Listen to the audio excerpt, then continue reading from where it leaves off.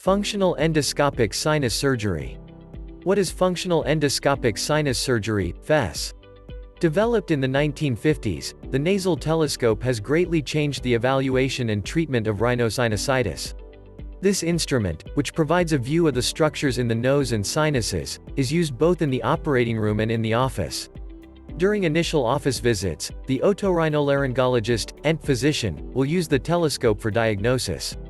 The telescope allows for better visualization within the nose and sinuses, and together with sinus CT scans, often reveals problems that otherwise would not be evident. The nasal telescope also gives a view for opening the natural drainage passages during sinus surgery. These procedures are performed without facial incisions, since both the telescope and other instruments may be passed through the nostrils. Before nasal telescope, sinus surgery was often destructive and focused on the removal of so-called diseased tissue. However, today's endoscopic procedures are performed with much more finesse.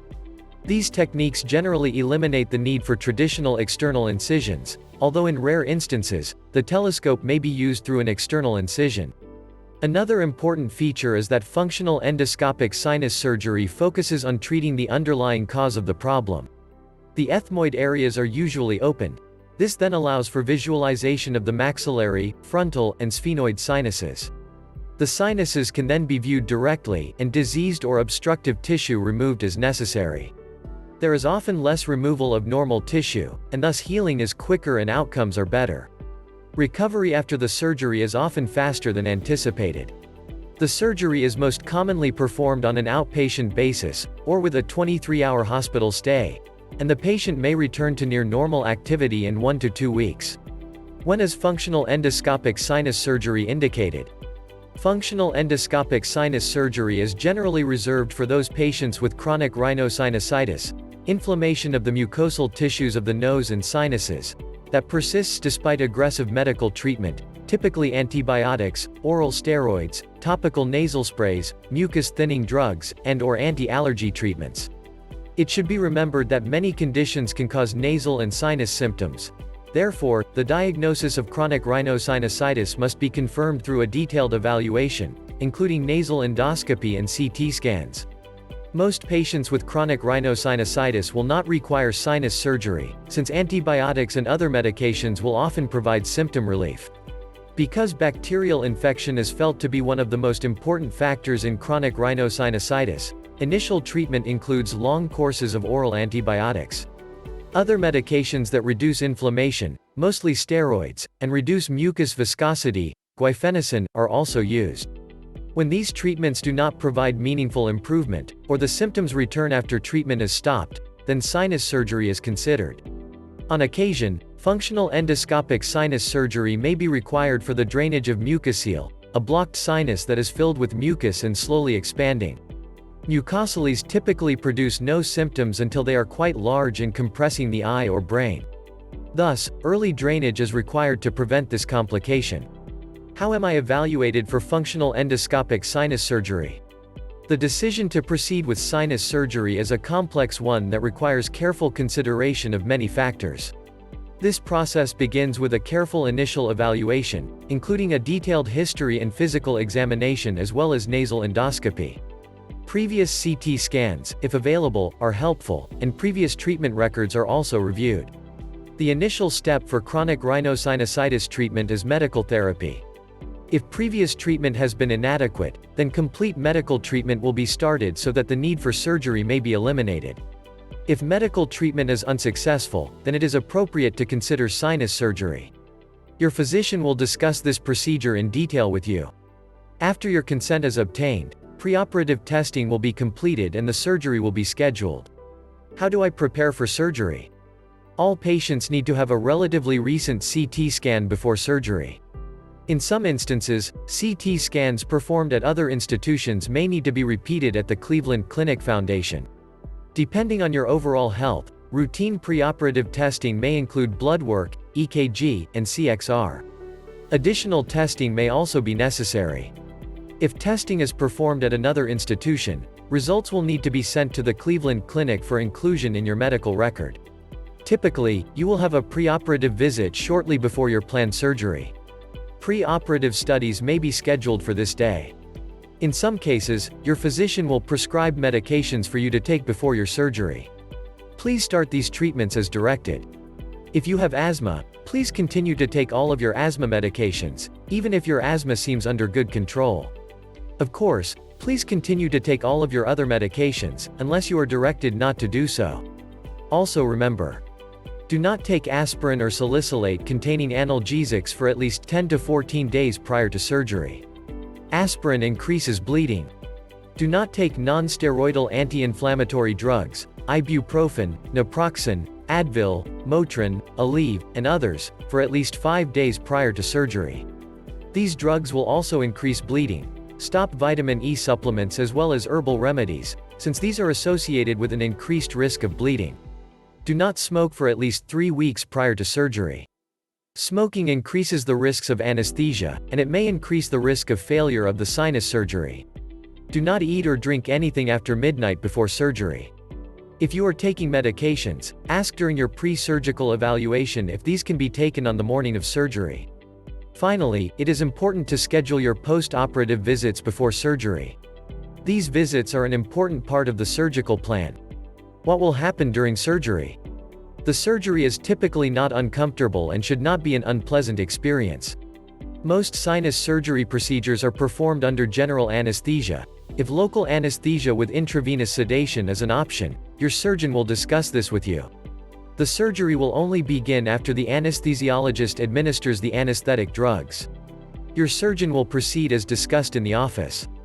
Of course, intraoperative findings may require adjustments to the surgical plan so that the procedure may be completed to give you the best possible result. At the end of the surgery, it is rarely necessary to place traditional nasal packing. In some instances, resorbable material, which helps control bleeding and acts as dressing, may be placed in the sinuses, and in other instances, no material whatsoever is placed in the sinuses. In some cases, it may be necessary to repair the nasal septum at the time of sinus surgery. Similarly, surgical reduction of the inferior turbinates may also be performed. Septal surgery and turbinate reduction will be reviewed with you before surgery if your surgeon feels that these may be necessary. What are the risks of functional endoscopic sinus surgery? Bleeding. Although the risk of bleeding appears to be reduced with this type of sinus surgery, occasionally significant bleeding may require termination of the procedure. Bleeding following surgery could require placement of nasal packing and hospital admission. A blood transfusion is very rarely necessary. Blood transfusion. In the rare instance that a blood transfusion is necessary, there is a risk of adverse reaction and the transfer of infection. Infection. Any surgical procedure carries the risk of post-operative infection. If an infection develops after surgery, antibiotics will be initiated based upon cultures. Visual problems. Although extremely rare, there are occasional reports of visual loss after sinus surgery. Usually, the loss of vision only involves one side and the chance for recovery is not good. Temporary or prolonged double vision has also been reported after sinus surgery. Cerebral spinal fluid, CSF, leak. All operations on the ethmoid, sphenoid, and frontal sinuses carry a small chance of cerebrospinal fluid, CSF, leak.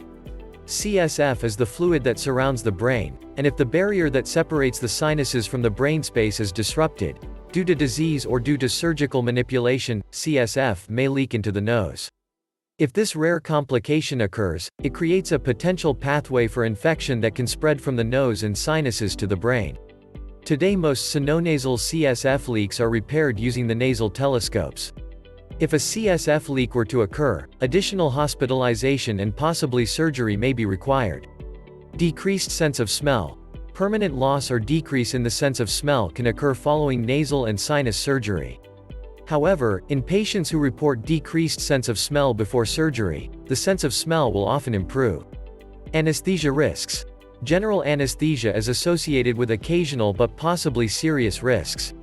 Adverse reactions to general anesthesia should be further discussed with the anesthesiologist.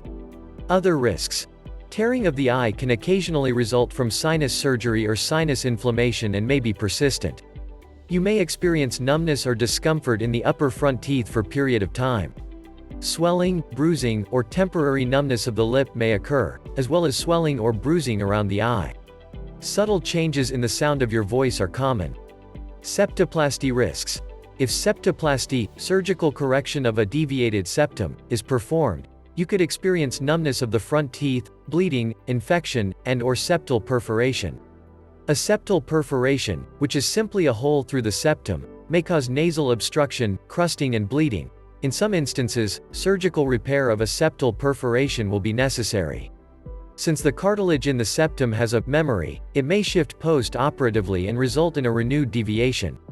There is also a small risk of a change in shape of the nose, loss of sense of smell, and CSF leak. What can I expect after sinus surgery? Some bloody discharge may occur for approximately 2 weeks after this procedure. This is normal and slowly improves. You should not blow your nose for 2 weeks following surgery. As normal sinus drainage becomes re-established, you may blow out some thick bloody mucus.